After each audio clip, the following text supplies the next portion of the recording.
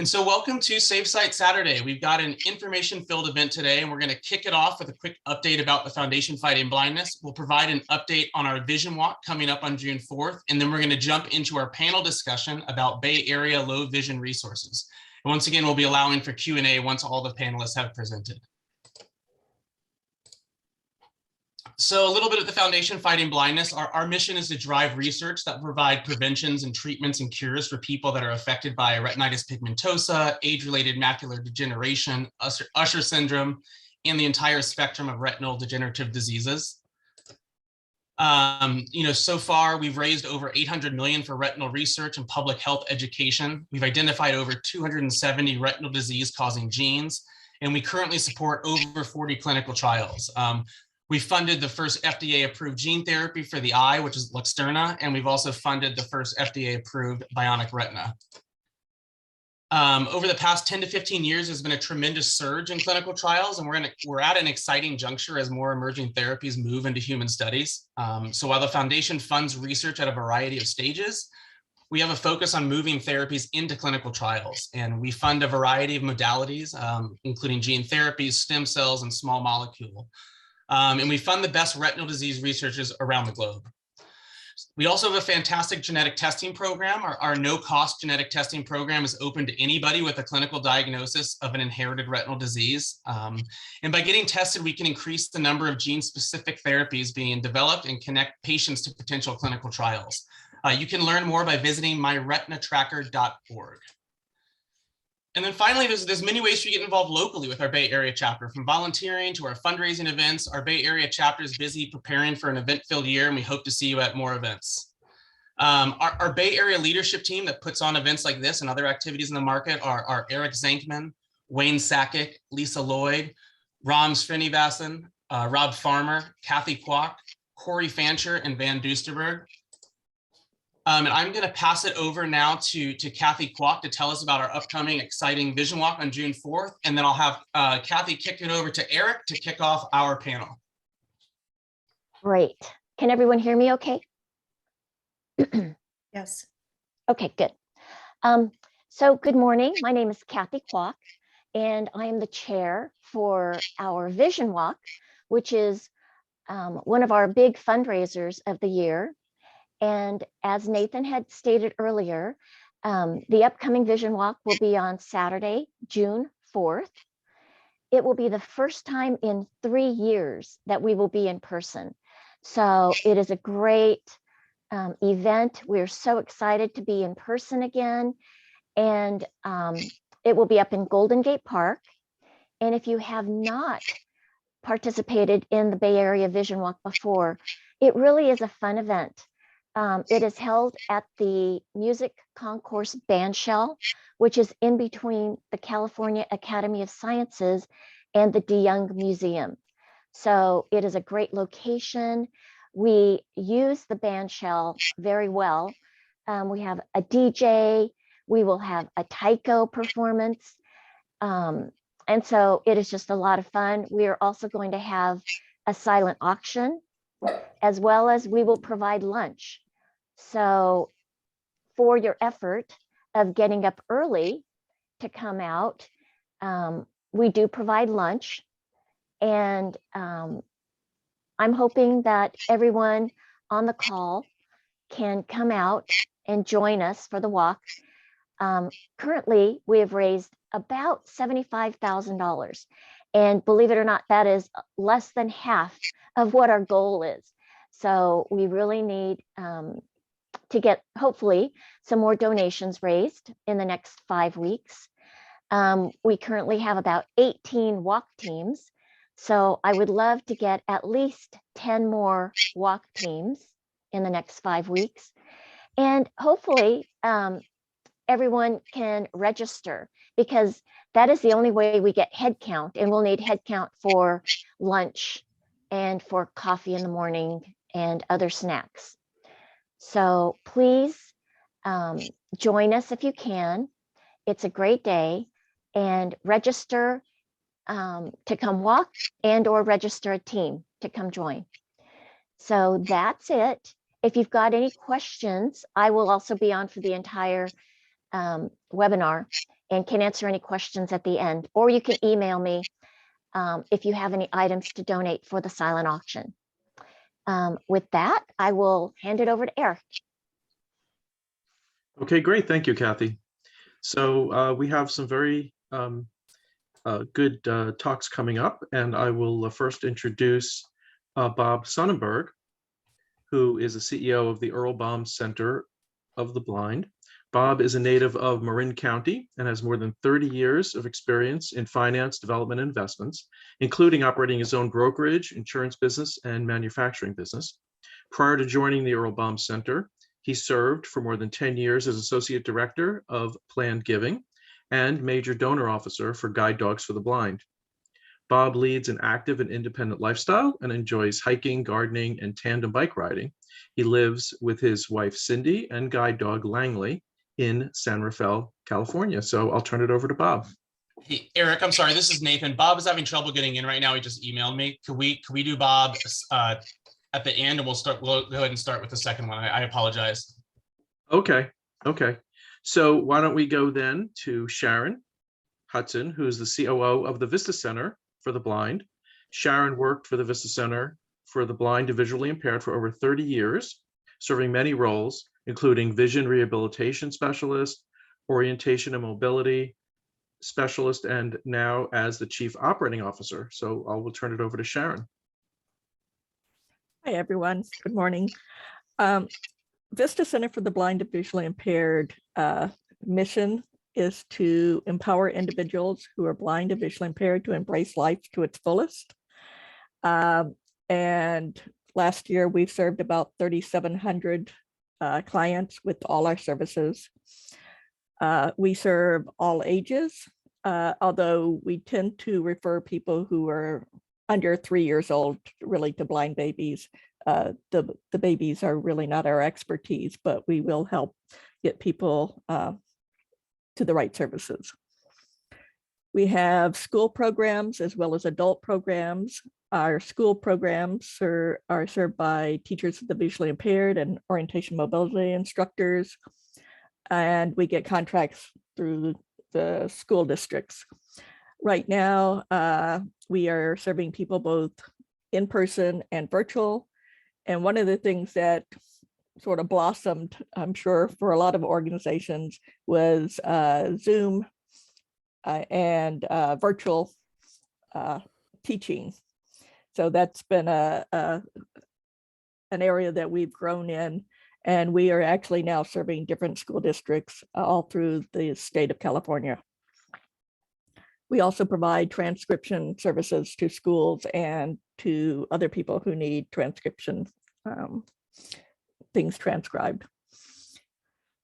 Our typical area for adults is our 4-county area, which is San Mateo County, Santa Clara County, Santa Cruz County, and San Benito County. However, we actually have several clients in Alameda and Monterey counties, which are surrounding areas. One of the things that happened also during COVID is, again, we pivoted to doing a lot of Zoom classes. And so we actually now have expanded our classes to offering them to anyone who wishes to participate.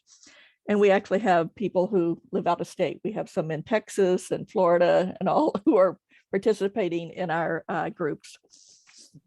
Our current concern really during the COVID was to make sure that everybody was getting their needs met and reducing isolation, because that was a major issue for a lot of people who are visually impaired when they couldn't get out, when their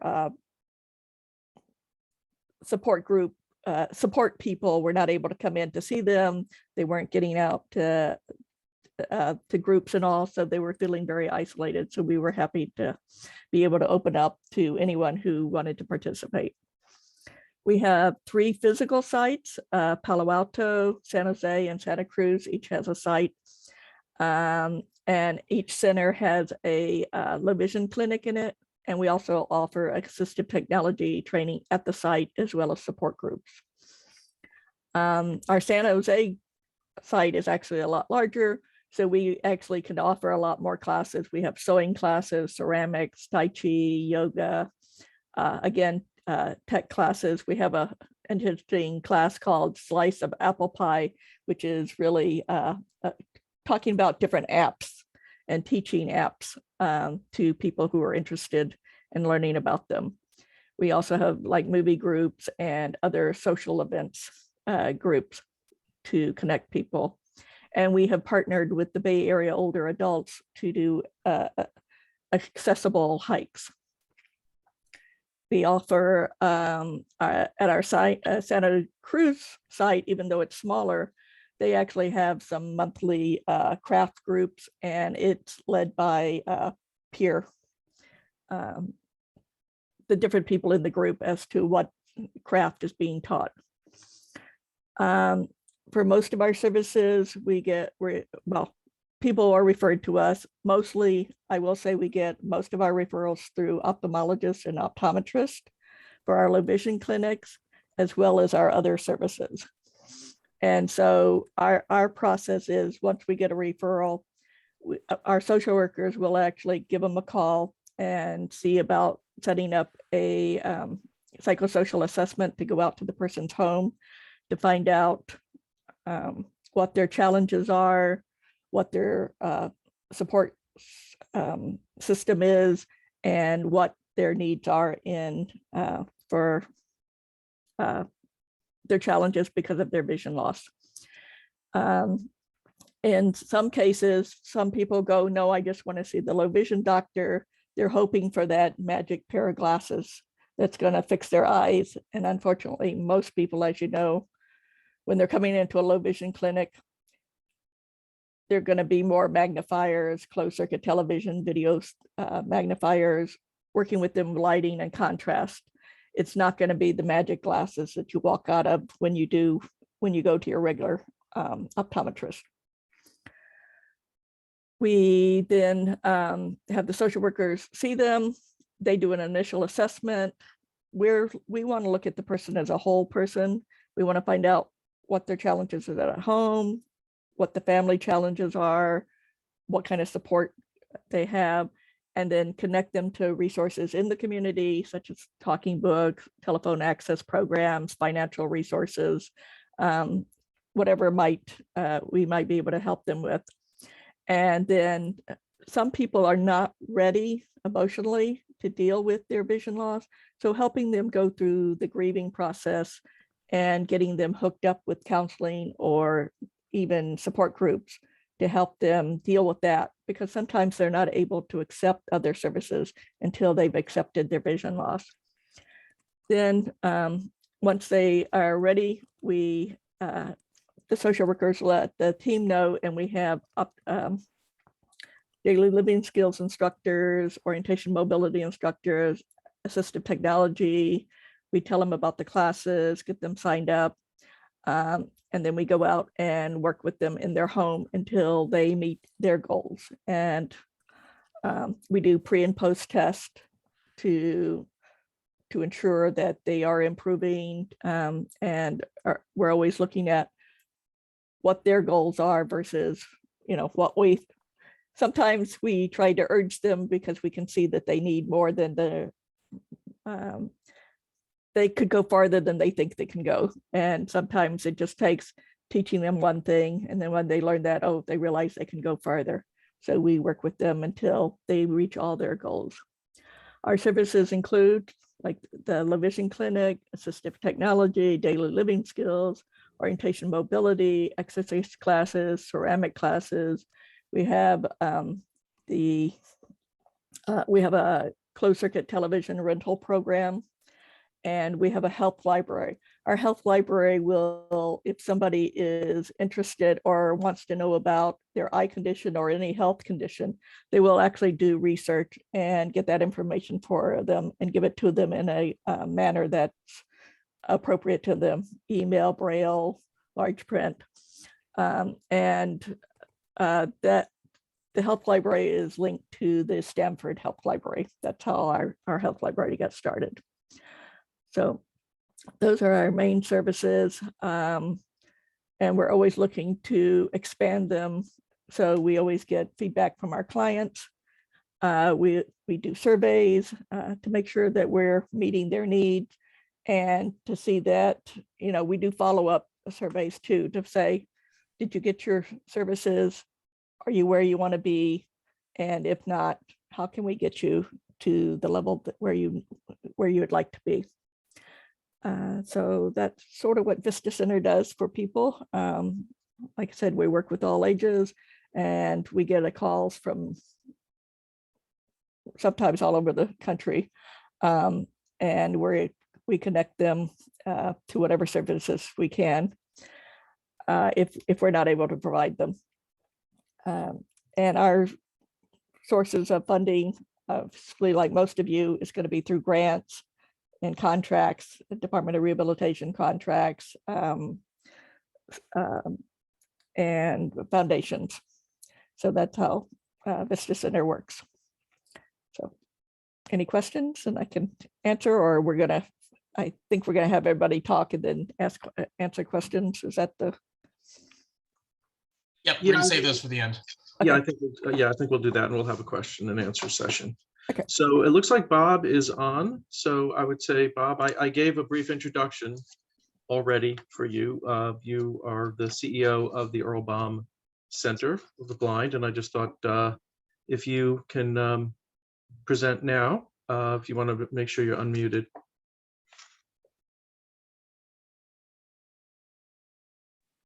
Can you hear me now? Yes. Okay, great. And sorry, I'm one of those legally blind individuals, okay, low vision, and sometimes I'm challenged by the technology. Actually, probably every day I'm challenged by the technology, but that's my goal. Yeah, it's life, okay? So thank you very much for inviting the Earl Baum Center to participate in this event today. And we are thrilled to be able to share what we do and how we do it. And we're located, Earl Baum Center, just to give a little brief history about the center itself. Been around since 1999, and Earl Baum was a blind farmer rancher here in Sonoma County for 85 plus years. And when he passed away, he created a part of his estate and left it to the Redwood Lions Memorial Foundation, and so we're located on 17 acres here in Sonoma County, surrounded by vineyards. It's somebody has to be someplace, okay? So it's a beautiful setting, beautiful location. We are staffed by 17 employees, and we provide the full spectrum of vision rehabilitation, which means that we provide low vision clinic, we provide different training classes, core training classes like assistive technology, orientation mobility, living with vision loss. And we also provide a number of different enrichment type programs. And really, maybe just to tell you a little bit about the transition, having lost significant amount of my vision about 16, 17 years ago, in really kind of a flash. I live and breathe the experience every day, and I know how important it is to have a center like all the centers, like the Vista Center, like the Earl Baum Center, to be able to, it is a challenging thing to lose one of your senses, one of your most significant senses, from the world of full sight to limited sight or partial sight or no sight at all. So it's really critical to have resources like us. And we not only do kind of similar operation as far as I just heard how the Vista Center works, where we get our clients not only through the Department of Rehabilitation, but also the veterans, word of mouth, and with the community of optometrists, ophthalmologists, medical facilities. We get referrals on an ongoing basis, and we try and promote ourselves not only locally, but also regionally, and if we can, even nationally, because it's like the previous presenter said, the fact that we've had to transition from on-site services daily to providing remote services. It's really kind of opened up a lot of windows for us as far as being able to deliver our services.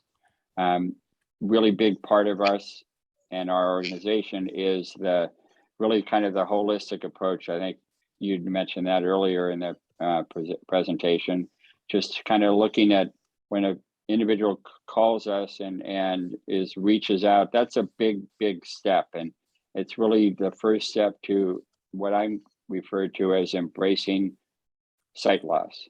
And you have to be willing to embrace sight loss in order to keep moving forward with your life and who you are and what you do and with your family. And so we look at the whole person, we look at their family support units, we provide support services, not only here locally at the center, but we go out to about a dozen different locations throughout the counties that we serve on a monthly basis and provide support services from that perspective too.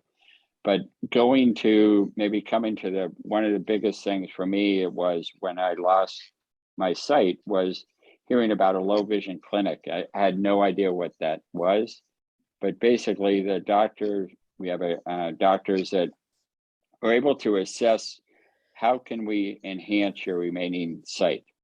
And that can be done through, it's more of a functional exam as opposed to a medical exam that ophthalmologists, the medical profession, offers. But the functional exam takes a look at, maybe there's glare shields that can help with the lighting situation. Maybe there's magnifiers are a really big deal.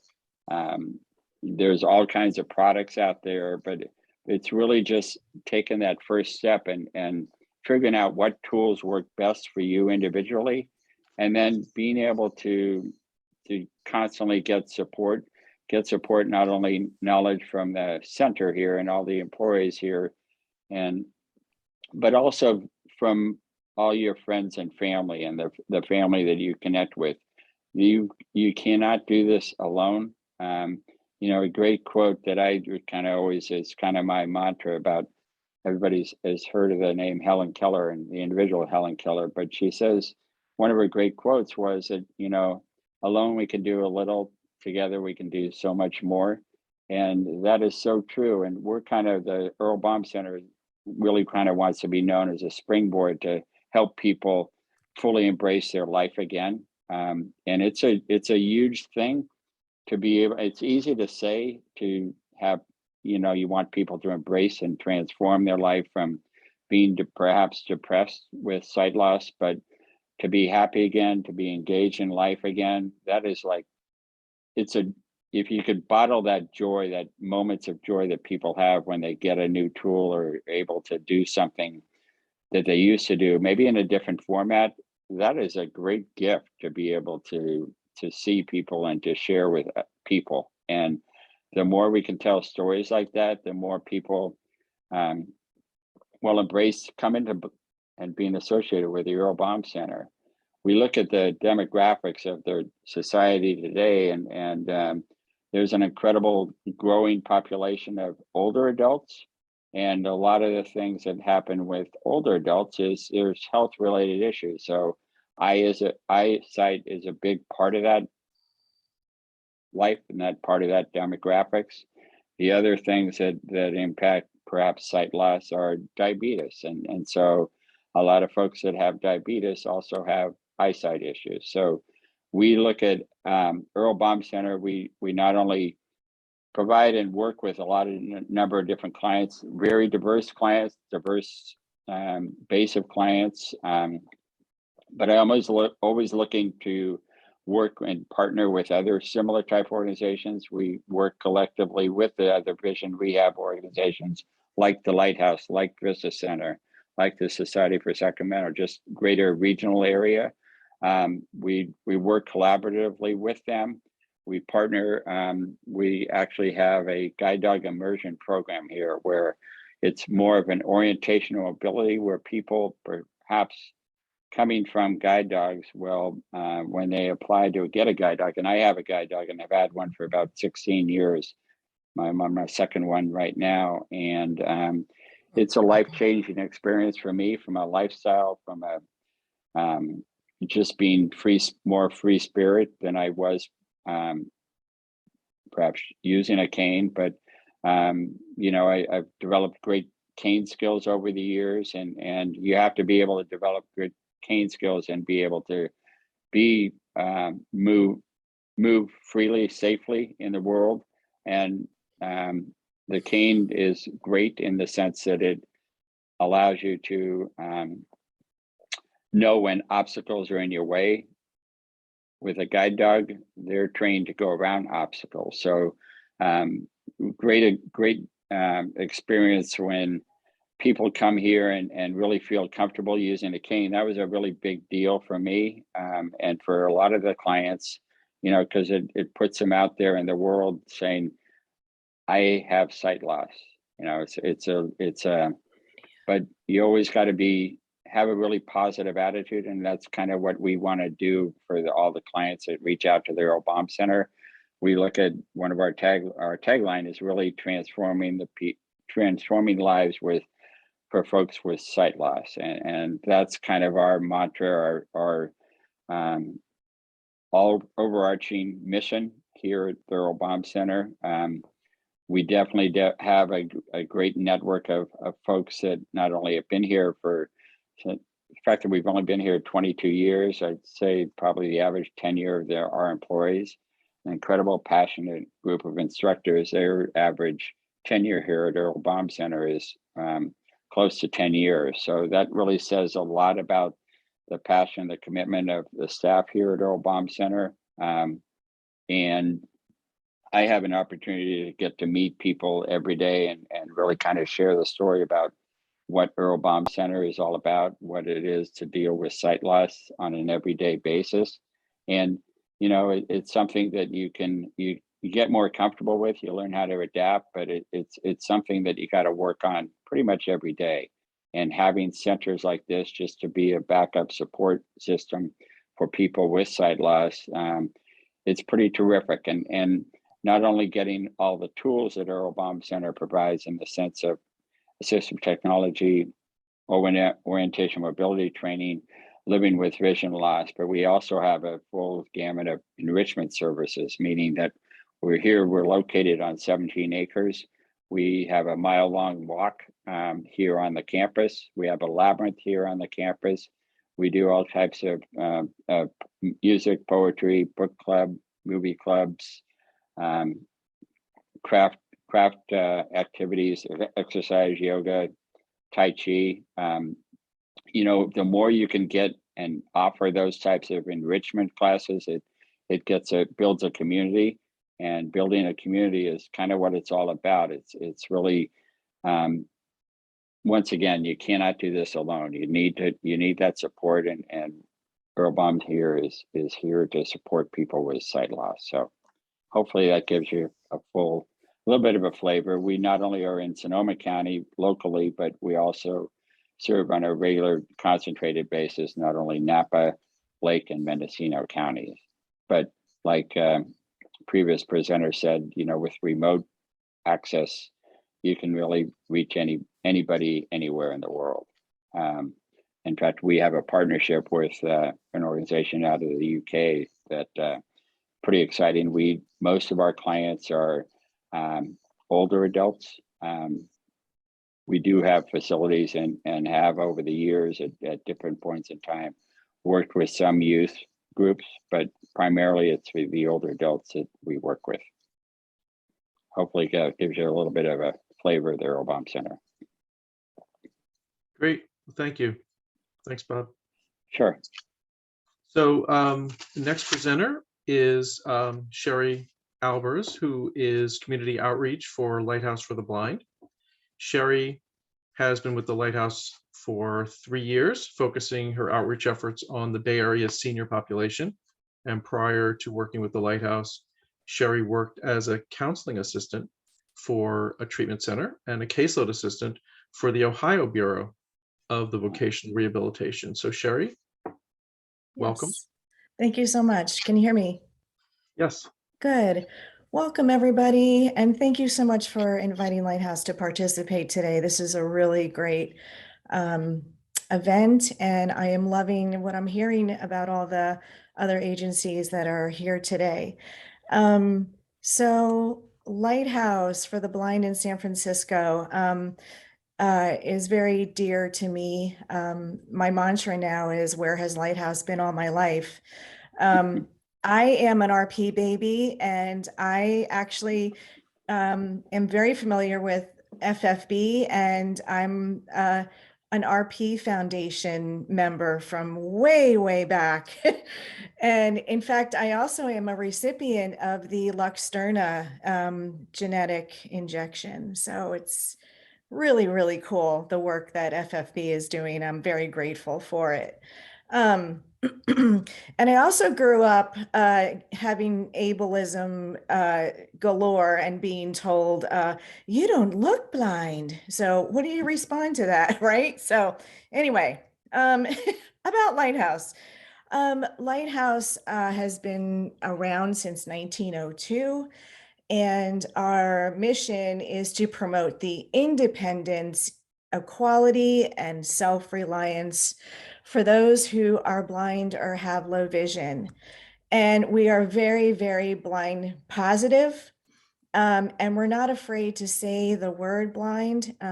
It's not a 4-letter word, which is a t-shirt that I have. Some people get it, some people don't. But anyway, our core programs, the foundation of Lighthouse is our orientation and mobility, which is not just cane training. It also has to do with adding a GPS spin to it. Tactile maps, our MAD lab department, our media and accessible design department, produces T-maps, which are tactile maps of any address that you enter into the program, and you can get a tactile map of your neighborhood or where you work. So even before you walk out the door, you can know where you're going just by the touch of your fingers. We also have independent living skill training, which is just little tricks and tips and alternative techniques of organizing your home from the minute you you wake up until you go to bed at night. It's, labeling and organizing and cooking skills and all kinds of things that you just never even thought of to make your daily life just a little bit easier. And we've got, of course, access technology training, which helps with your computers, your smartphones, your tablets. And that, as technology advances, who gets left behind?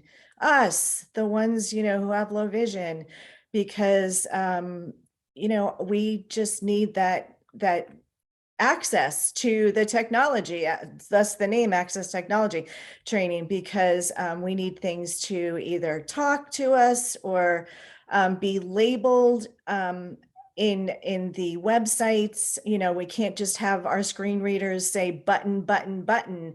Things need to be labeled, which is something we need to advocate for.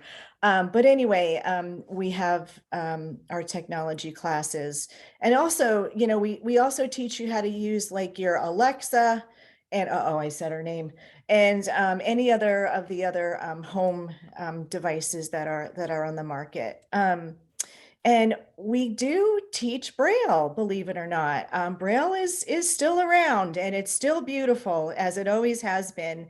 And I didn't get any Braille instruction growing up in school because I had too much vision.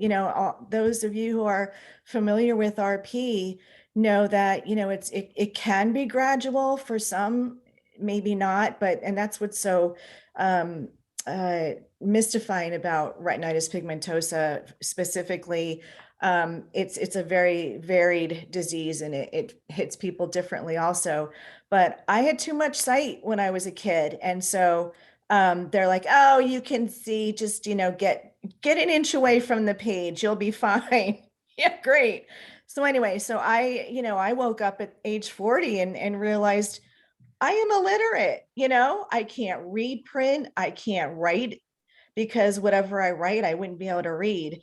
So I took it upon myself to learn Braille, and I learned just enough to take notes I went back to school and I took notes in Braille, and now I can label things in my home. All those spice bottles that all look alike, you know, I can now label them and just make my day just that much easier.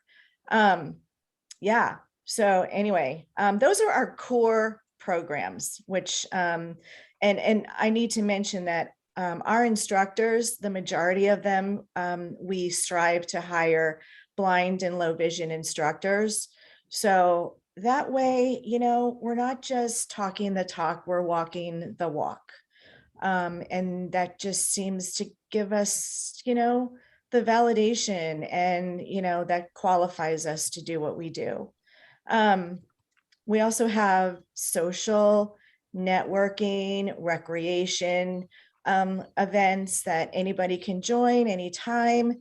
And, you know, we've heard from other presenters about creating community, and that's what this does. And these classes have been around, like we've got coffee with Mike Cole every Monday morning. Mike Cole is a blind gentleman who's been in the Bay Area forever, it seems, and he also ran the Hatley Center.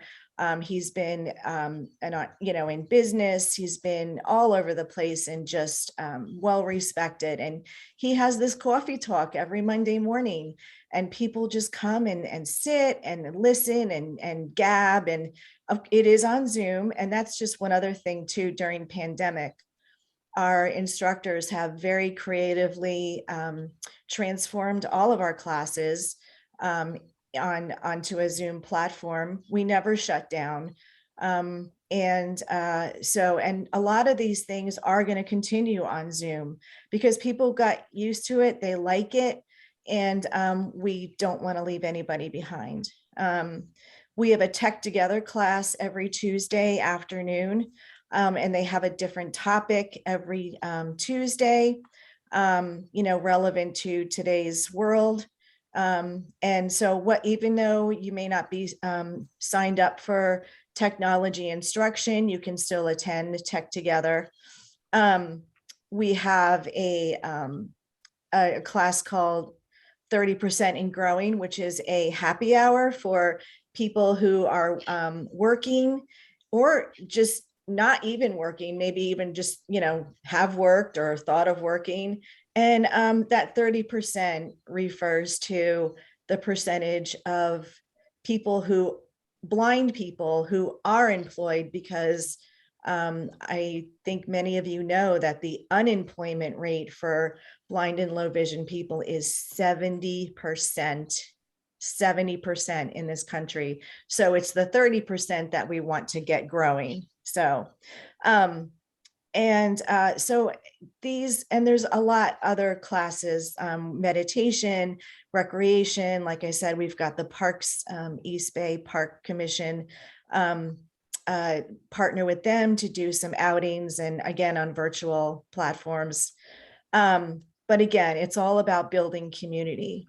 I think I neglected to mention that our location is at 1155 Market Street. That is our headquarters. And we have another location at the Ed Roberts campus in Berkeley. So those are our main locations where we do our instruction out of. And we are beginning to open up our doors actually next week in May. So it's a great, this is great timing for this program. And so a lot of our groups that were on Zoom, they either are going to be hybrid or starting to be in person. So one of our award-winning classes for people who are just noticing that their vision is changing and it's starting to get in the way of their daily functioning is called Changing Vision, Changing Life. And as the title suggests, you know, your life is going to need some adjusting. Okay, you're going to have to make some adjustments. And a lot of times you don't know what to do. So this is a week-long program. Right now it is on Zoom. It's offered once a quarter and will eventually at some point be held back in person at our headquarters. And we do have a residential spot up on the 11th floor of our building. And there's like, I think there's 13 like hotel suite kind of rooms. And you would come and stay with us for a week. And you would go through like a smorgasbord of offerings that we have at Lighthouse. You get a little bit of O&M training. You'll get a little bit of independent living skills, cooking and organizing. You'll get a little bit of Braille. You'll get a little bit of technology training. And besides that, you'll have a chance to sit down with peers who are going through the same things that you are going through and discussing what is it like, what's happening, what are you feeling, and you know, coming up with maybe some of the solutions of your own. But you'll be facilitated by staff who have been there, and you can, you know, derive some of the things that they've been going through too, and come up with some of the, you know, solutions that that you may need and can apply to your own life. So also one of the really cool things about Lighthouse that not many other agencies have in the Bay Area is we've got an adaptation store. And it is actually a brick and mortar location you can walk into. It is at 1155 Market Street on the 10th floor. And this is actually a store that carries canes and talking watches and clocks and playing cards, like large print playing cards, games, magnifiers of any type you can imagine, video magnifiers, and large print calendars. It's like going, if you've ever been to one of those conferences with the big exhibit halls, well, this is like that down into like a little, you know, scale that down into an adaptation store. And we are going to start taking appointments so people can come into the store. And that's just because of COVID. We only want to have like maybe 3 people in the store at a time, but you can shop our online catalog for adaptations and we can ship it to you, anything. And that's at adaptations.org. You can see our online catalog. Now, if you're like me and your vision was changing while you were working, I actually had to quit my job, my first job out of college. I was a finance person and I worked for a treasury department for Seiko watches. And excuse me, my spreadsheets became ants on a page. And at that time, I couldn't use my computer anymore and I didn't know any alternative techniques. So when I quit that job, along went my identity. So anybody who is feeling that or is in that situation, you know, get registered with Department of Rehabilitation for one. And we offer at Lighthouse an employment immersion program, which will help you kind of, you know, direct yourself into either a new career path or help you to retain the career that you have using, like I said, alternative techniques, whether it's access technology, like a screen reader added to your computer, along with other magnifiers or other techniques that, you know, can help you exist in the world that you're in. And this is great because they'll help you with resumes, interview, you know, mock interviews, job searches. And it's really a phenomenal program, which I wish I knew of at the time that I needed it. Now up. Mr. Sherry, I think we need to wrap up because we want to keep on schedule. Oh, So- sure. Okay. Okay, I just want to mention 2 more things. We've got Okay. Enchanted Hills Camp up in Napa, where we have camp sessions all summer from youth to adults. And that we also partner with UC Berkeley School of Optometry clinic for low vision evaluations. So please make sure you check that out. And we also have deafblind services with grants from the FCC for equipment and training provided by Lighthouse. So I'm sorry I talked too much, but thank you No, everybody that's for great. your time. Lot of good information. Okay, thank you. Okay, so the next presenter is going to be Susan Bellpath, who is working for the Orientation Center for the Blind. Sue has been the administrator for the Orientation Center at the Department of Rehabilitation since June 2020. Sue's responsible for overall management and supervision of services and operations. She began working for the state of California in 2014 as a service coordinator in blind field services within the San Diego district office before moving to the Bay Area. So welcome, Sue. Thank you. Can you hear me okay? Yes.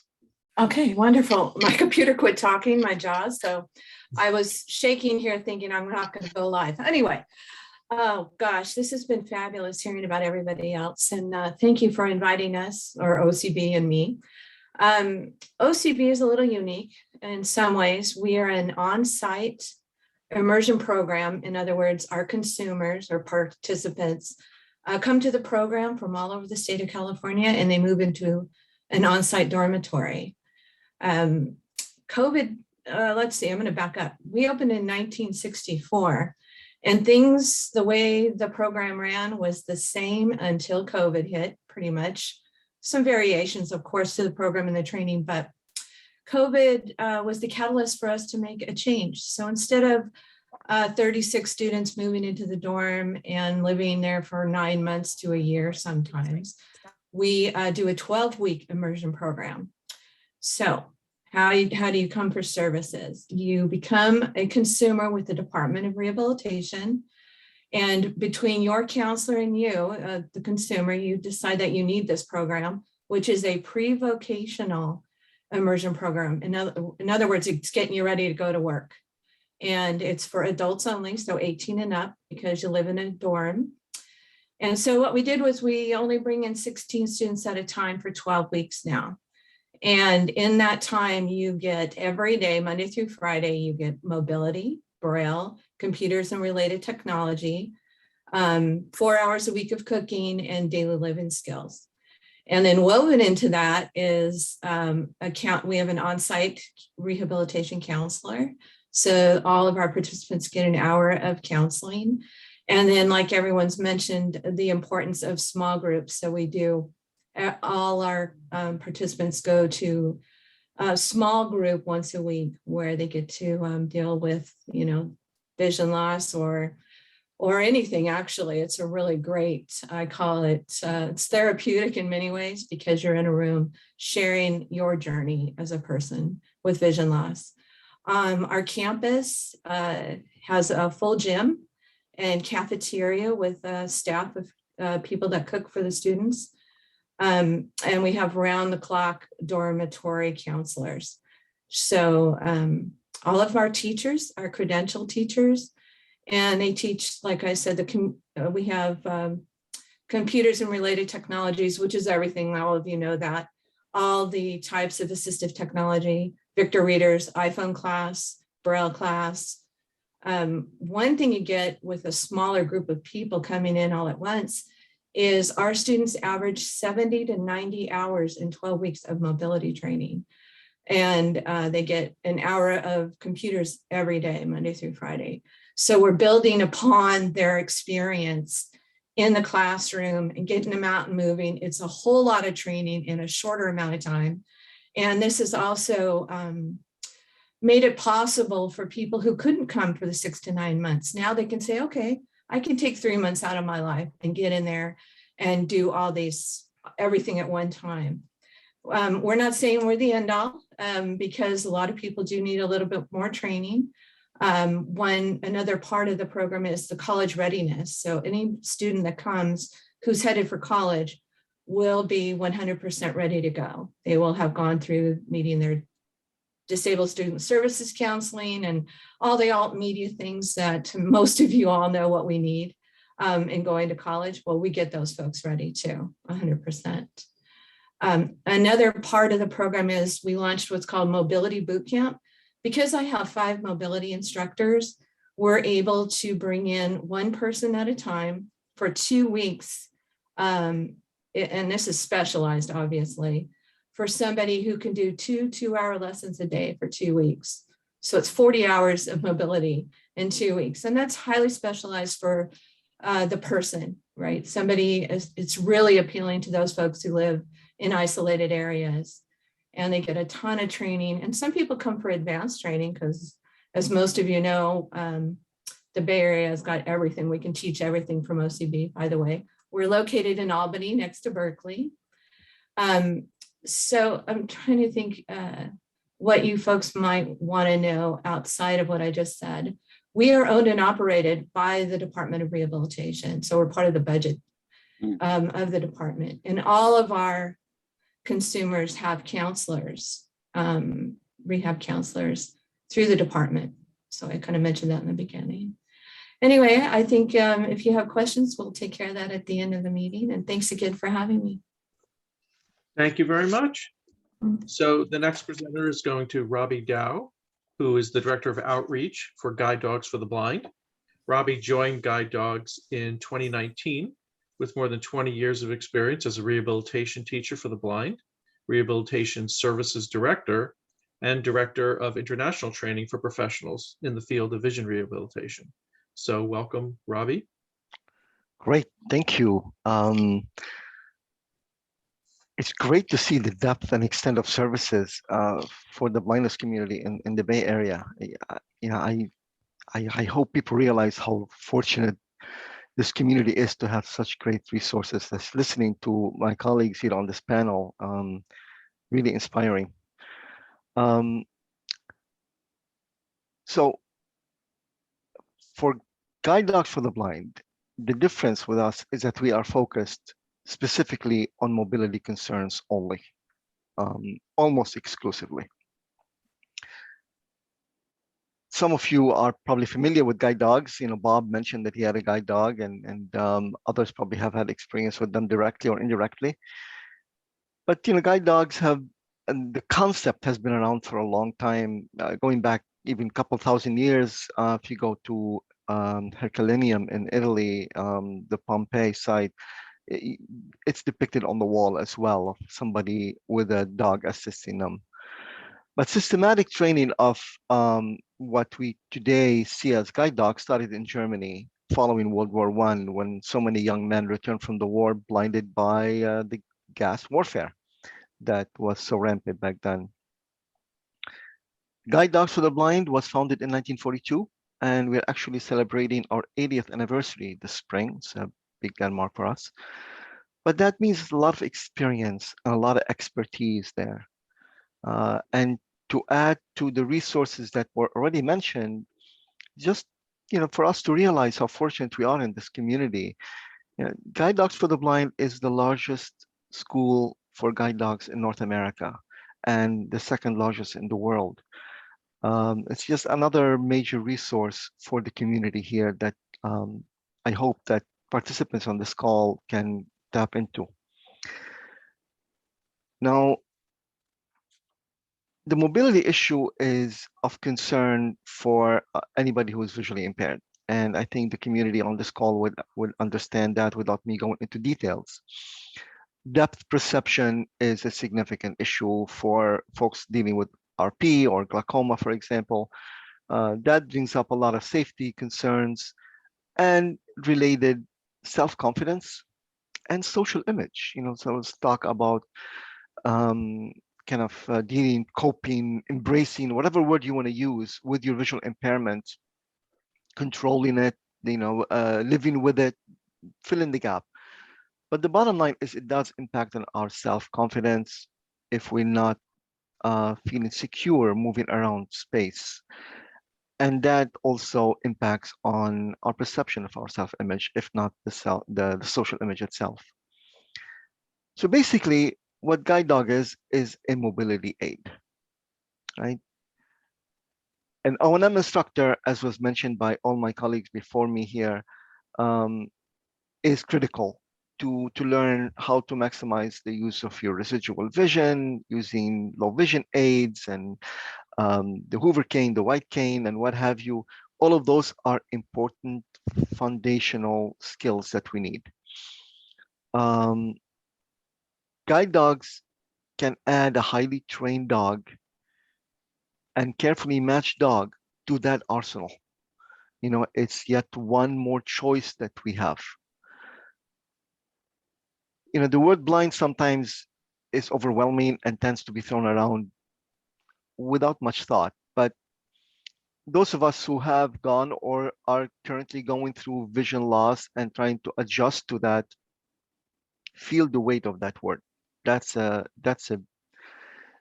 big mountain that gets in our way in life. And it's important to realize that I think I would speak for all of my colleagues here on this call as well, but I know for sure at Guide Dogs for the Blind, the majority of our clients do have some vision.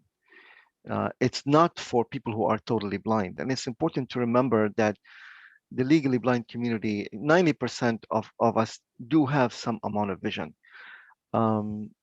So anybody who has low vision can apply and has received service dogs, guide dogs. The difference, as Bob mentioned earlier, with between the cane and the dog is the cane detects obstacles and the dog avoids them. That's really plain and simple. The cane detects the obstacle and the dog avoids them. You know, those are tools for mobility, not for orientation. So it's important for us to know where we're going, whether we're using a guide dog or a monocular, some kind of low vision device or a cane. We need to learn the basics of orientation. And that's, we firmly believe in basic O&M fundamental training before you apply for a guide dog. In fact, we will not give somebody a guide dog if they don't have those fundamentals for safety of the dog and that person and people around them. One of the things that I was pleased to learn when I first moved to Guide Dogs for the Blind, and I'm very proud of, is that we have about a dozen of our instructors who are also certified O&M specialists. So we have a lot of experience there beyond training dogs and guide dog teams. We also have the knowledge of O&M itself. And I'll come back to that in a minute. So our dogs are carefully bred, and we can take you back several generations, as you probably imagine, and they're carefully selected for training.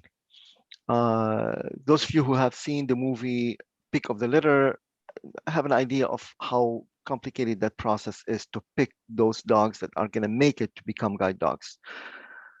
Training begins actually at age 4 weeks when they become totally trained. It's kind of early, but that's the process that we have developed here and it's working well. From there, they move on to live with one of our many puppy raising families. We have about 4,000 volunteers who work with us, by the way. It's a huge part of what we do. There, the puppies learn how to socialize in a family environment with other pets, you know, with cars, children, you know, just visitors and so on and so forth.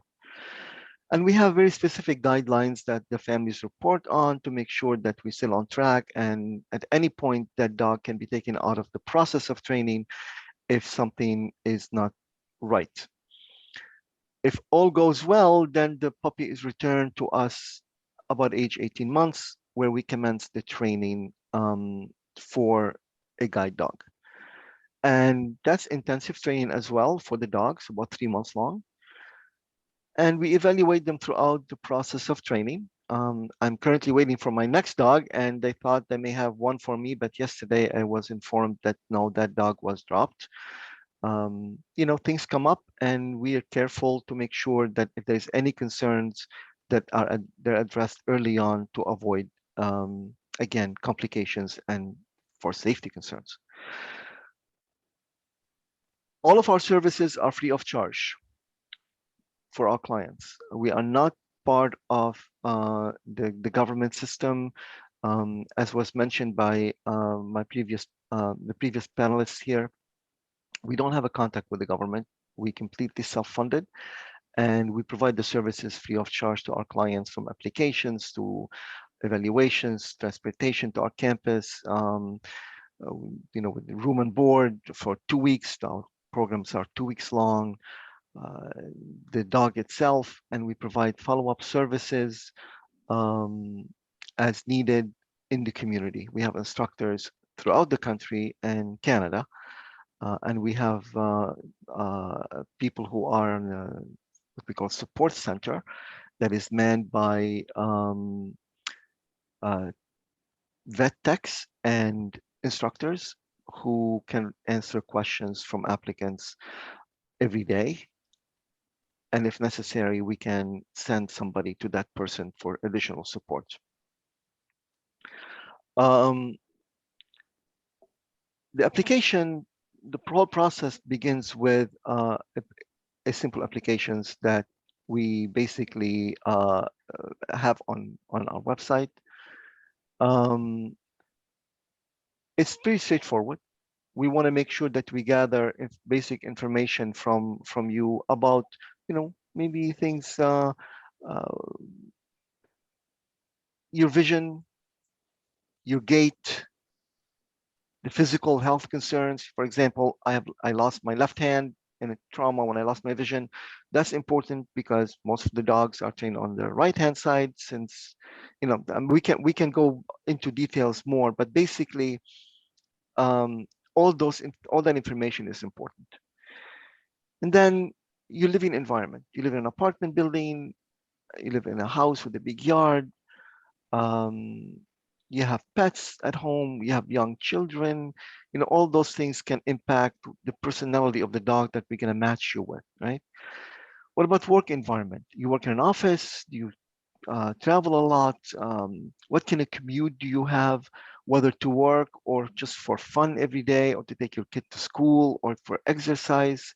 What kind of need do you have for mobility? All of that goes into our application process. By the way, you can apply on our website, which is guidedogs.com, guidedogs.com, or you can call us locally here at 415-499-4000. You can look us up easily on web as well.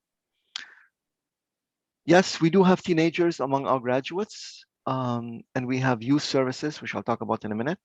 And our oldest graduate graduated with a dog at age 93. So being old does not, it's not a reason for not to get a guide dog, right? So the training, as I said, takes 2 weeks. It's intensive, but we feel that it's sufficient to get most of us up and running. If necessary training or further necessary training is warranted, then we would send somebody with you to your home community, or follow up with you at home for that training. We have an extended support system through our alumni association. That means every other year, it's in a big group, but we have chapters all over the country, and chapters for specific purpose, like travel.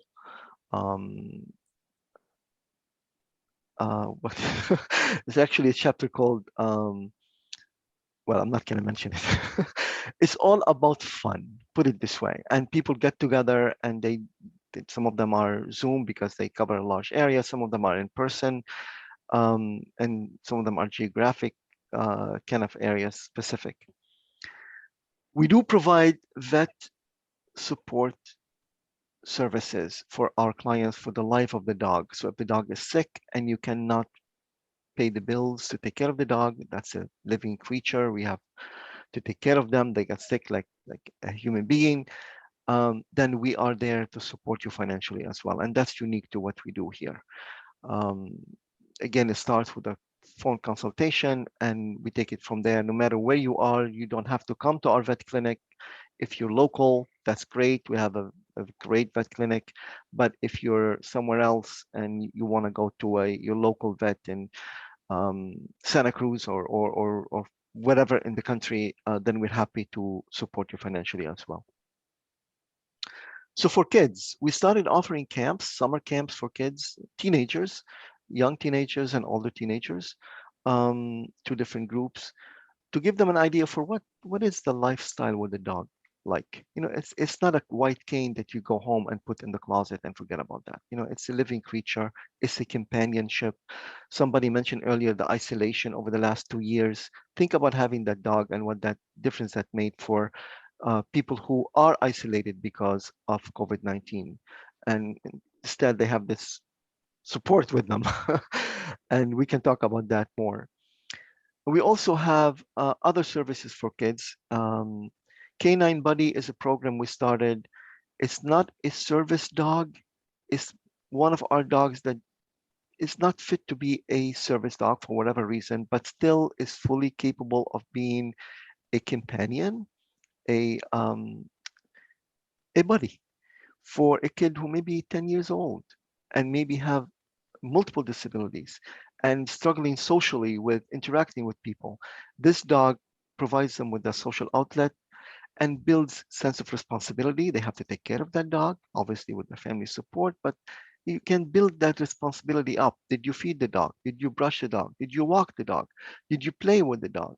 You know, that's a sense of responsibility that we all have to learn as we get older, especially for work, and to have that companionship again. And that program has been growing in leaps and bounds. It's exciting to see that. Additionally, Bob mentioned the O&M program that we offer in collaboration with the Earl Bomb Center, and we also do it with the Lighthouse as well. Basically, we're discovering that one of the barriers for getting a guide dog is that basic O&M skills.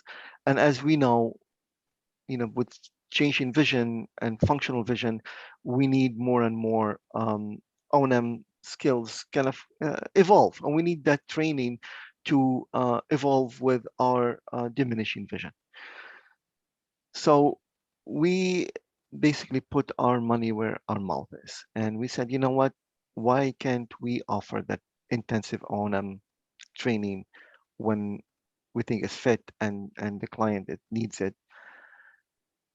If you need that intensive O&M, whether you've had it in the past or new at it, whether you want to get a guide dog or not, is besides the point. We are offering that intensive 1 week long O&M training. It's about 25 hours of O&M in 1 week with certified O&M instructors, of course. We have them on our staff, but we also partner and contract with staff from the Lighthouse and the Earl Bomb Center locally, among other places. So that's something that I hope that you can keep in the back of your mind as another option, yet another resource in the community. I'm happy to answer any other questions about advocacy, outreach, other things, volunteers that you may have at the end of the presentation. Thank you. Thank you very much. In fact, I'll mention that our family volunteered to be puppy sitters for Guide Dogs for the Blind. Thank So you. we didn't have our own dog, but we actually took dogs in when people wanted to go on vacations. So that was a good Thank you. That's a big part of what we do. Yeah, absolutely. Thank you so much. So the last speaker today is going to be Julie Mayer, who is project coordinator for California Deafblind Services. Julie joined that team in 2012 as an educational specialist and now coordinates activities as well as provides technical assistance to the families and educational teams of children and youth who are deafblind across the state. Julie's been involved in the field of special education since 1987, when she first taught individuals who are deafblind in a community-based adult program. She also worked as a paraeducator and special education teacher and served as a faculty member at San Francisco State Department of Special Education. So I'd like to welcome Julie. Thanks so much, Eric. And wow, this has been great this morning. I knew about many of your agencies, but some are new. The Earl Bomb Center, I'm glad to know about that. And and also just some of the services I didn't know. So this is great. I am going to share a slideshow. I think it'll help me move along quickly enough. And also, so things are kind of switching now because I'm talking about kids only, birth to 21, because that's who we serve. I'll play the slideshow. And I'm going to go back one slide. Hang on. So, and we also don't provide direct services to the individual. Our mission is to provide technical assistance, which is the government's way of saying consultation and training to people that are working with children and young adults who have both vision and hearing loss. We've been funded by the federal government, by the U.S. Department of Education since 1987, when they realized that there was a lack of knowledge and expertise in being able to effectively serve children who have both vision and hearing loss. And a lot of you today were speaking about, the difficulty people have when they start to lose their vision. And so, consider the impact it would be if also your other primary distance sense were diminished or wasn't working effectively. So in every state in the country and all of our districts, so the District of Columbia and Puerto Rico and the Virgin Islands have a state deafblind project. They're all funded based on what the population of the state is, or the population of children and youth that we're serving. And I'll pass this link to this slideshow on to Nathan later, because all of these hyperlinks rather than opening them up. But so that's a key thing to know. Like, we sometimes get calls from people and they want to know if we can come out and do an assessment of a child, or if they can hire our services to teach a child. And so that's not what we do. Our role is to really build the capacity of the people that are already charged with serving the child and their family. So who we serve. So it's any individual, again, from when they're born till the age of 21 or 22, when they leave the school system, that has both combined hearing and vision problems that are significant enough that they require consideration. So things have to be modified, changed, different strategies. When you're presenting information to them, or just in terms of them developing communication. So we work with many of the people that we provide technical assistance for are individuals with multiple disabilities, or individuals who are still what we would say an emerging communicator. They are not fluent in either using spoken language or sign language, ASL.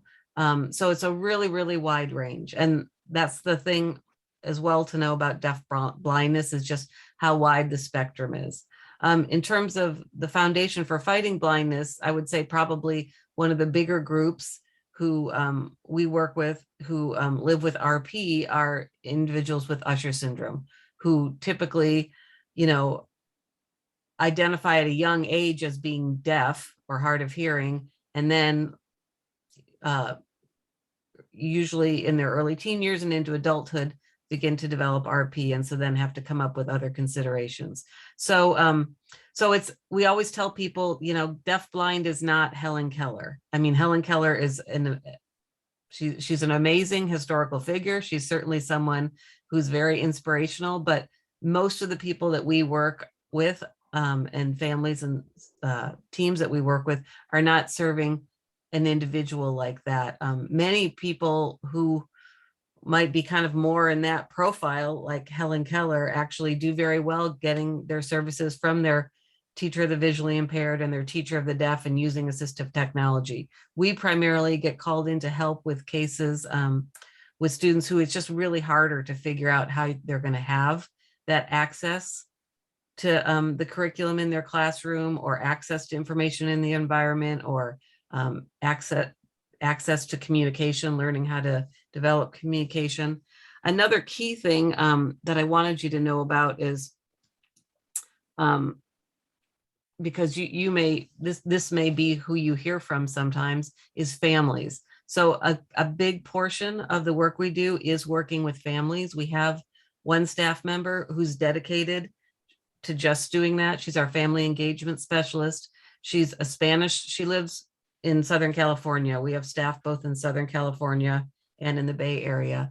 And we're a very small staff. There's just 5 of us serving the entire state. But she's Spanish speaking as well, which has been super helpful in obviously in California.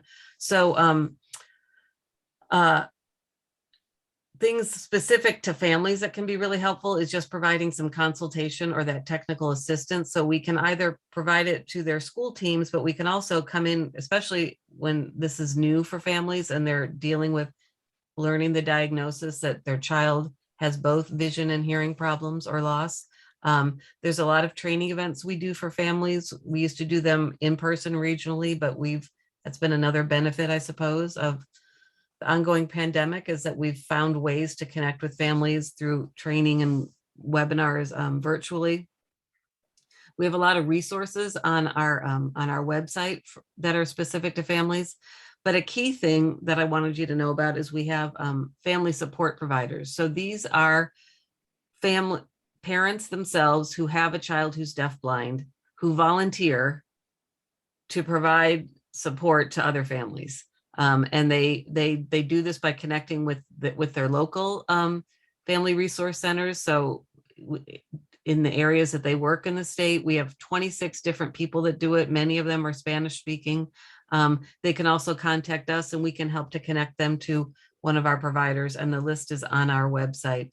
But these people can be really invaluable, again, to someone when they're first dealing with the new diagnosis for their child, or as transitions happen in the child's life as they move into school system or move up through the grades, or for families who issues come up because of a sudden change in their vision or hearing. So we're really, really proud of that family support network, and all of them are. Just the other day, yesterday I got an email from a parent in Salinas who's the ophthalmologist that she'd been going to for her teenage son retired. She needed to find, and he has a very rare syndrome, and she really wanted someone that would have some knowledge of that. So I was able to quickly just write to four of these family support providers who I knew, who lived in the Bay Area, who would know a good reference. So that's been a great thing. I already mentioned the regional trainings and webinars.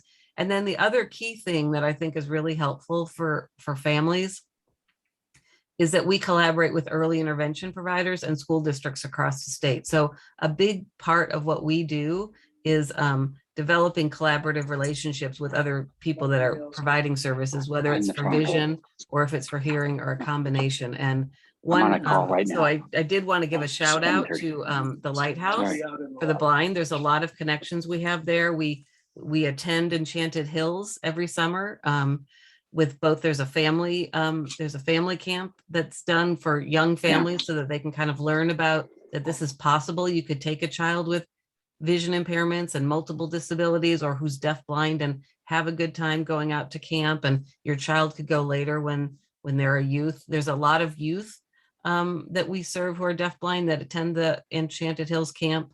We've also had a youth that was a multi-year winner of the Braille Challenge who is deafblind through the Lighthouse. So there's a lot of programs that they run for youth and for families that we're connected with. And then we work very closely with their new early intervention provider, the Lighthouse Little Learners, which used to be in Northern California and Central California Blind Babies Foundation.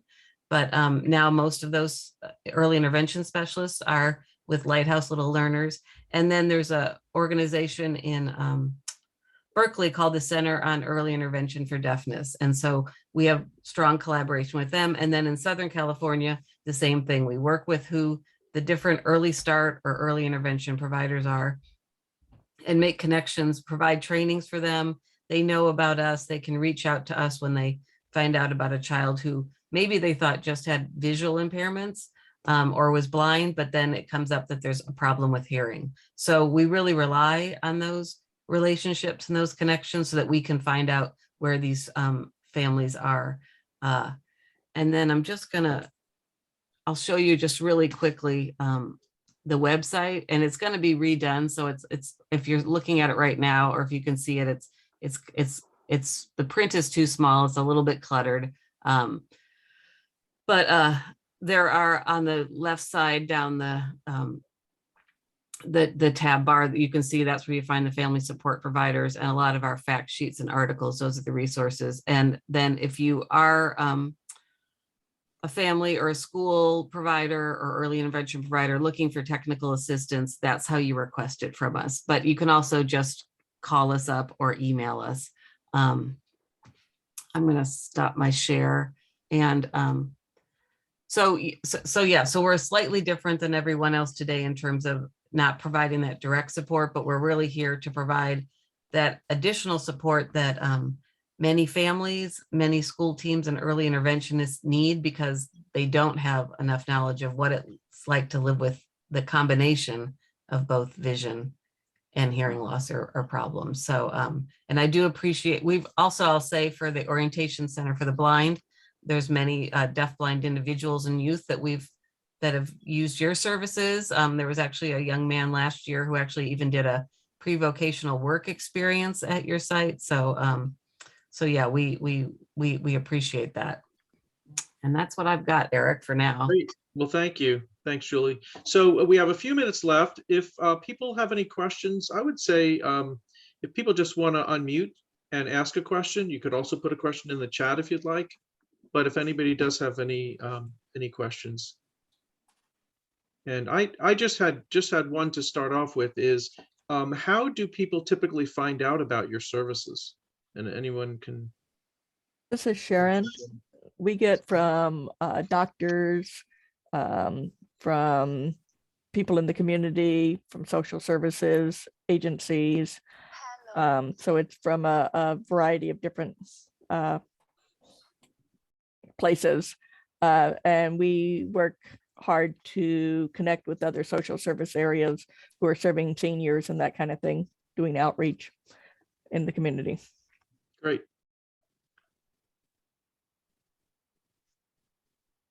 This is Sherry.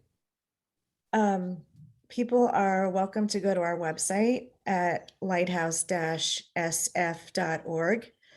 And we also get referrals from Department of Rehabilitation, from ophthalmologists, and outreach presentations that I do to senior centers and schools and colleges and universities, and word of mouth, basically. Yes. Okay, great. Thank you. This is Bob Sonnenberg. Can you hear me, Eric? Yes. Yes.